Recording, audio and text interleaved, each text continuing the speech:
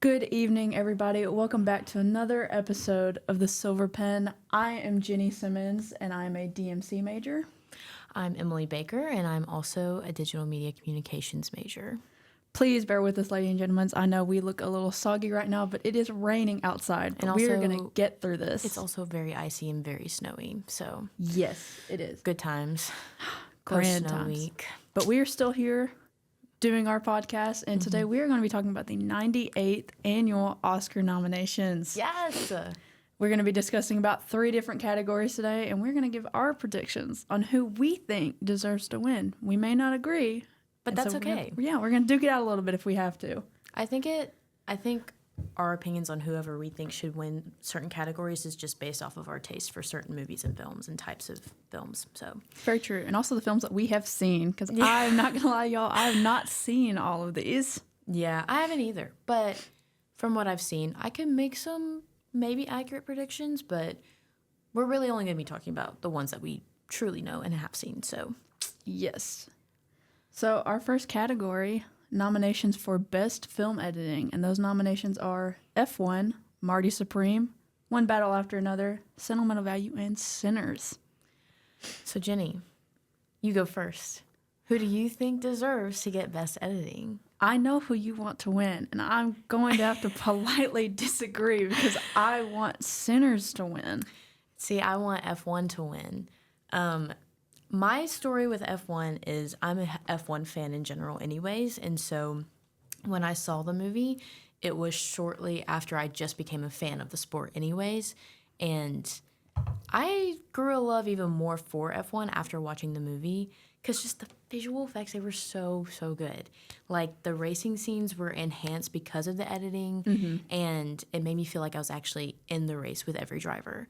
So the editing with the music and with the dialogue, I just feel like all mixed really well together. And also, I'm just a little biased because it's F1, so. I mean, I will give you that. I haven't seen F1, but I watched the trailer the other night, and I've seen a few clips. And it was made by the same people who did Top Gun Maverick. And I absolutely love that movie. And so it very much looked almost exactly like Top Gun Maverick, but on the ground. Yes. And it still looked really good. But I'm going to have to go with Sinners. I watched it the other night with my roommates. That was a journey in itself. Yeah. And I think the reason why I would want it to be Best Editing is because, aspect ratios. So, like, during the thing, the aspect ratios would just change during the movie. It was really weird at first, but then I found out they did it for action scenes. So, like, it would go full aspect ratio during the action scenes, but when they wanted you to feel like you were in the scene, they would, like, cut it in half. So it was really interesting. I would definitely not put this movie up for best, like, visual effects because the CGI was little bad. A little bad?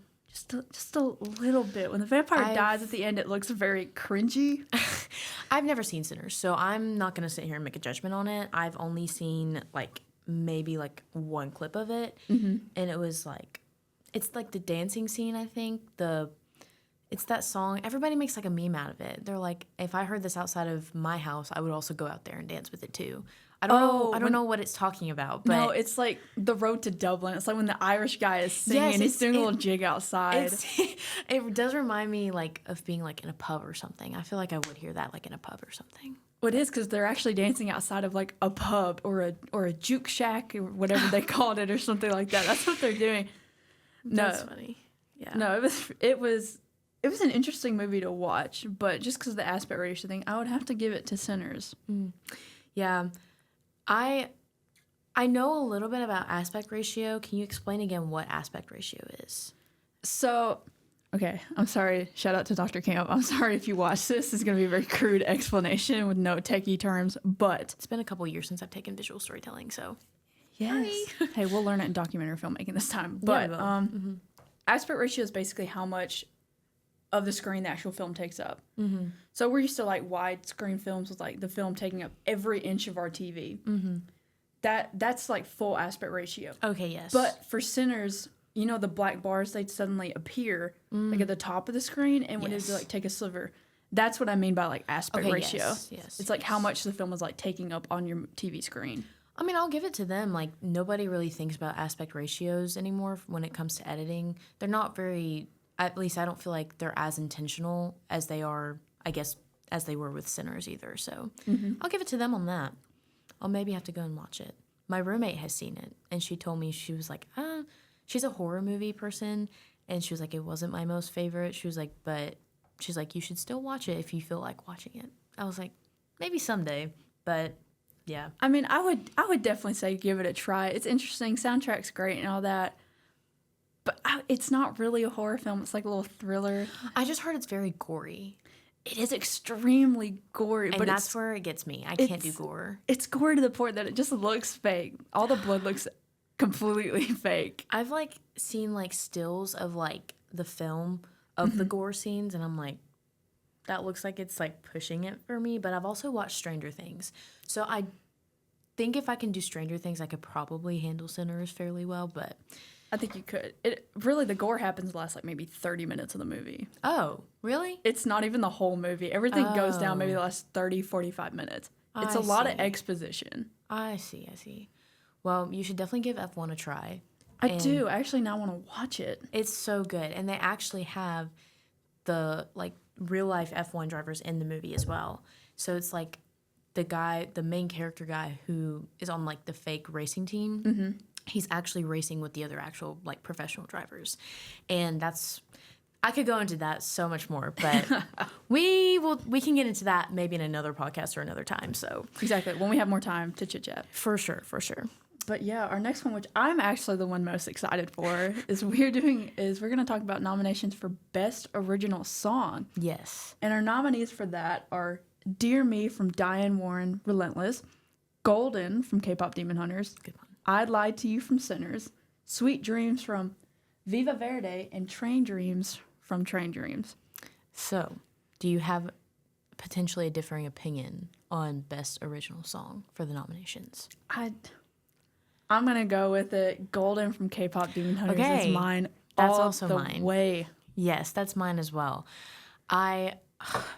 If you know me, like anime or like anything like in that, like anything K-pop is just not my thing. And somehow one of my friends from home, she was home over the summer, and she looked at me and she goes, "Have you watched K-pop Demon Hunters yet?" And I said, "No." I was like, "Probably don't plan to." And she's like, "I'm gonna make you watch it." She was like, "You would probably like it." And I was like, "Okay, whatever." I watched it, and I actually was like highly invested in the movie, and I really liked all of the music in it. Yes. And Golden was a really good song, so I would have to also agree with you on that. I don't know what it was about the song. I think it's the vocals. I'm about to get into it in a minute. Yeah. Like, I know all the background about the vocals. Okay, there you go. Were they nominated for Grammys? They were the first K-pop song to win a Grammy. They were the wow. first one. Highly deserved. Yeah. Somebody on Dancing with the Stars also danced to Golden. It was Whitney. Yes, it was. It was Whitney. It was Whitney. It was Whitney. No, it's just gotten a lot of traction, and I can't even sit here and pretend like it's not a great song. So Highly deserved traction. The movie itself. it was a good plot. I really liked the plot, and I would have to say that I could probably predict K-pop Demon Hunters getting like Best Original Song. I'd be honestly kind of surprised if they didn't. I would be too. But also Sinners is running for it too. Yes, I lied to you from Sinners. Was it a good Is song? up. Would you say? Yes, because all the music in the movie is like old blues country music, and it Okay. was great to see that come back together and do that. And while it was really cool, it pales in comparison to Golden from K-pop Okay. Demon Hunters. Okay, I trust your opinion on that. I do. I just wouldn't go for it. But yeah, like you, I'm not into K-pop stuff. I never hopped on the BTS thing. I tried, but I couldn't get into it. I couldn't. As soon as they released songs like Butter and Chicken Noodle Soup, I was like, absolutely not. I Is Chicken can't. Noodle Soup actually a song? That is a song. Like one of the guys from BTS, after they broke apart, he released that song and he played it at Times Square like Interesting. a year or two ago, and I was like, absolutely not. I'm honestly surprised I didn't get BTS to voice like the the demon boy band. Oh yeah, the Sajo Boys. Yes. I've only seen K-pop Demon Hunters once, so I have an opinion enough to say it was a good movie, and also the music was good too. But yeah, I sing what's that song? Soda Pop. Soda Pop. I sing it as like a vocal stem a lot, and I feel bad because like some people like genuinely like that song, but I just sing it as a vocal stem anymore now. So It is a vocal stem though. It really is. How can you not? yeah, it was. Yeah, I'd be kind of shocked if they didn't, but I would also not be shocked if Sinners snagged that one, because Sinners was, fun fact, nominated for 16 categories, which surpassed Titanic having 14. So they've broken the record and they've set a new one. So Yes, they do hold the new record. and that's wild to me. After about 2 decades, Yes. a movie finally broke it, and not the movie that I thought would have. Yeah, me either. Because I heard a lot of great things about Sinners, but also I heard, again, like mixed reviews on it. So I really didn't know how that was going to go with nominations. But apparently the Academy really, really liked Sinners when whoever's in charge of giving the nominations watched it. Apparently. So I could go way more into Best Original Song for K-Pop Demon Hunters, but that would be like another 30 minutes added, I feel like. So Well, I fear I'm about to go into it. So bear with us, folks. No, so like I said, I wasn't really into K-pop stuff. I'm really still not. K-pop Demon Hunters is the only like K-pop stuff that I actually listen to. But I heard the title and I immediately thought, absolutely not. yeah, same. I honestly, it was like, it's going to be some stupid movie or something like that. I'm not going to like it. It's going to be stuff I don't understand. I did stereotype a lot. Oh, same. But then I saw the trailer and I saw it and I heard glimpses of the songs and I was like, It's actually kind of I good. was like, I might give this a chance. So fun fact, I watched the first like hour of the movie in my car during my lunch break That's so funny. at work. And I work overnights at Walmart. Oh, wow. So I watched the first like hour of the movie at like 2:30 a.m. Wow. I've never finished a shift so fast in my life because I wanted to get out of there to finish the last bit of the movie. But it was great. I loved it. I loved all of the songs. And they did a great job with the composition and the production and just the writing of the songs. And fun fact for those who have not seen the movie and do not know this, for the main 3 girls, the team of Huntrix, there's 2 people per girl. There's the voice actress and then there's the singer. Oh, wait. You said 2 people per one character? Yeah, so like Rumi, Oh. Rumi has a voice actress, Okay. and then she has a singer. Same with Mira and Zoe. I did not know that. They do. So it took 6 people to make just those 3 characters, which I found was really interesting. But then it made sense when I heard them talk, and then I heard them sing, and I was like, it's very obviously not the same person. But no, the main girl, EJ, she is the voice actress, not the voice actress, the singer for Rumi. And she wrote almost every single song. Crazy. I think the only song she had nothing to do with was Soda Pop. Oh, yeah. That makes You sense. can kind of tell. Yeah, that would make sense. But she completely wrote Your Idol, the Sajo Boys' last song. Golden, fun fact, she wrote it on the way to going to a dentist appointment is when she got the idea for Golden. Wow, you know the lore with this stuff. I know the That's lore. I've seen a lot of crazy. TikToks. That's crazy. So, one of the other categories for a nomination is Best Feature Animation Film. So, we could probably guess who you think is going to probably snag that one. I have a pretty darn good guess.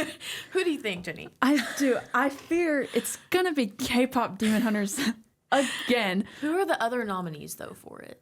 Okay, so the other nominees is Arco, Okay. Elio. Okay. Okay, I'm sorry, I might butcher this. Little Amelia or the character of Rain, and then Zootopia 2. Okay. See, I've heard nothing but great things about Zootopia 2. But I've also heard nothing but great things about K-pop Demon Hunters. So, from my reviews, if I had to guess, those 2 are going to be like really high up next to each other. And I wouldn't be surprised if either one got them. You know what I mean? I feel like those are going to be the 2 duking it out. Because, no offense to Elio, Disney's latest Pixar movie about the boy wanting to be adopted by aliens. I've not seen that one yet. I haven't seen it, and I don't want to because same. Disney has gone off the deep end with its movies lately. That could be a whole nother podcast. That could be a whole nother 5 podcast, which I would host because I have very strong feelings and lore. Me too. But yeah, I mean, I saw the trailers, I've seen clips, and I was like, not my cup of tea. Yeah. Like, it's really not. But Zootopia 2, I think, has proven hope for Disney. Mm-hmm. It really has, even though it is a sequel. Well, and I also think, too, having Robert Irwin in there as Robert Furwin the koala, it's crazy. That was nice. They had a lot of people. You know Dwayne The Rock Johnson was in that movie? No. Okay, you know when they're in Bogo's off. Wait, you haven't seen it? No, I haven't. So I'm gonna watch soon. Trust. There's just a little scene. It's this like little weasel-like thing stuck in a tuba. Very brief scene. He plays the little weasel stuck in the tuba. Wow. Very high-pitched voice. You don't know it's Dwayne The Rock Johnson. Wow. I would have pictured him to play like one of like the what's his name? He's one of the cops. He in the first movie, he's got the horns. What's his name? Chief Pogo. Chief Pogo. I thought it would have been him. No, that's Idris Elba. That makes a lot more sense though. Great voice actor. Oh yeah. If only this movie was up for casting, because they have a lot of great things. Yeah. I would have to say like I can definitely see K-pop Demon Hunters getting it, but I could also see people suddenly being like, no, I actually think Zootopia 2 deserves it too. But I can't make a full like analysis of Zootopia 2 because I haven't seen it yet. But I've been told nonstop through reviews and through people I know that it's a great movie. So I actually want to go watch it now. I do. It's a great movie. I saw it in theaters a couple weeks ago, and I saw something last night. It's on track to maybe even beat Spider-Man: Homecoming for one of the highest-grossing films ever, which is currently sitting at 8th place, and Zootopia 2 might beat it. That's crazy. Shocking to me. Yeah, that's shocking to me. Deadly shocking, but it's coming up on making like 1.4 something billion or something like that. Wow. I think I've heard too that there's like a big factor in the movie that I think has gotten a lot of people's attention with Zootopia 2, which is like Judy Hopps and Nick's like relationship growing. Like, is it like a romance or is it like just a pure friendship? I can't tell from what I've seen. I don't even think we who have watched the movie can tell. I think they're kind of baiting it a little bit because they seem like great partners and they're best friends. But I'm like, they are obsessed with staying together. Like, they like refuse to be ripped apart. I did see the clip of, I think, was it Nick or Judy? They're like confessing something to each other. And it's like, one of them was like, well, I'm afraid of losing you or something. That's Nick to Judy towards the end of the movie. Okay, yeah, that's what I thought. And I was like, are they like confessing love to each other or like just friendship kind of thing? We don't know. We don't know because that's after they defeat almost defeat the big bag villain, Paul Bert, voiced by Andy Samberg. Yes. And yeah, they both almost die and they don't die. Shocker. And then they're like hugging and they're like, I don't want to lose you. And I was like, I just remember sitting there in the field and I was like, this is too romantic for just friends. But I'm also like, this is not romantic enough. It's an accurate representation of what a situationship looks like in real life. That's exactly what it is. It's a situationship. I didn't think about it like that. That is what they give to me.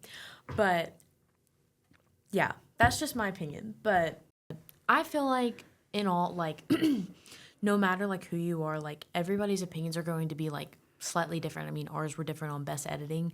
And I think it ultimately just depends on like who you are and like what your taste is for film and like music even. Mm-hmm. And in rare cases, like even if something is not in your style and you end up really liking it, for example, K-pop Demon Hunters, it's not in our realm, but like we really like it and we're both in agreement that it should probably get some kind of Oscar. But I truly think that it's subjective as to who deserves what, maybe other than a few films.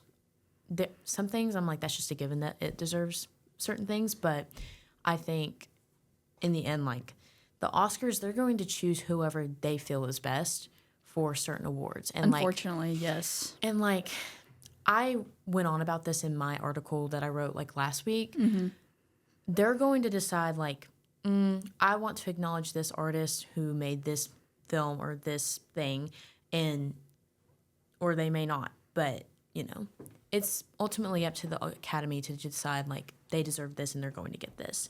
Because while our opinion matters as viewers and the audience, it can only go so far. You know what I mean? Yeah, I do. Unfortunately, there is a little bias and like rigging when it comes to these Academy Awards, which is very unfortunate when there are great things up for the nominations, but just because they're not popular and there's not a bunch of TikTok edits and the actors that everybody's drooling over, it gets kicked to the curb. And they're like, well, this movie got more popularity, even though it may be like trash editing or not as good cinematography. Right. And like, for example, like Kate Hudson, she's in the running for Best Actress for Song Sung Blue. I really didn't know about Song Sung Blue until the beginning of this month. And I still haven't seen it, but apparently that's a big surprise to a lot of people that she's even gotten that nomination. So, and she's a very well-loved actress in Hollywood anyways. She is. So, in my opinion, it would make sense that she is nominated because the Academy probably does really like her. And it may have been I don't keep up with the Oscars, but it may have been a long time since she's even gotten an Oscar for anything. And so they're like, oh, it's her first serious film in like a long time. We should put her in the running for Best Actress. So. Right, and she is a great actress. So if she gets it, I do hope. But Song Sung Blue looks like it's not going to be a very good thing. I haven't seen it, but I haven't really heard anything about it. Does that make sense? Like, I haven't heard many reviews about it. Yeah, it's basically a movie. It's got Hugh Jackman in it. He's got a bob. He does not look attractive in it. Oh, I've seen photos. It hurts my soul. But it's basically just Hugh Jackman plays a guy who wants to be like Neil Diamond, a Neil Diamond impersonator, basically. That's the whole thing. So I don't think it's going to do as well, but Kate Hudson is a fabulous actress. But unfortunately, these Academy Awards are rigged. This is just a clear sign that I need to go and watch more movies these days. I think you should watch some more movies. But being in college, I just don't have time for it. You know what I mean? I fully agree with that. It's hard to find time to sit down and be able to actually watch and enjoy a movie and movies these days are a good 2 hours long a piece. It's hard for us in our busy schedules and lives to find 2 hours where we can afford to do that. Yeah. And anymore now I'm doing good to like watch a 20-minute episode of The Office. So me and my roommates have just gotten into The Office this past snow week. And so now that's a new kick that I'm on. But yeah. So. That's good. At least you have time to find something to watch. Yeah, for sure. But overall, I do think Oscars have some great nominations this year. And regardless of if you guys agree with us or not, as we sat here and ranted about K-pop Demon Hunters for a good, 20 minutes, you guys are subjected to your own opinions, and and no one can tell you that you're wrong or right. What you love is what you love, and don't feel bad about it. And like I said, like our opinions matter, but they don't completely matter to the Academy for them to base their choosing on our opinions, because I could go into a whole nother 30 minutes about that, but it's a lot of stuff we talked about. We could go deeper into. There's a few snubs, but also like a few rightly deserved like nominations as well. So, but yeah. But overall, I think it's going to be a great award ceremony. If you watch, I hope you enjoy, and I hope whatever you want to win something, if anything. And thank you guys so much for watching or listening to this episode of The Silver Pen. And we will see you guys on the next one.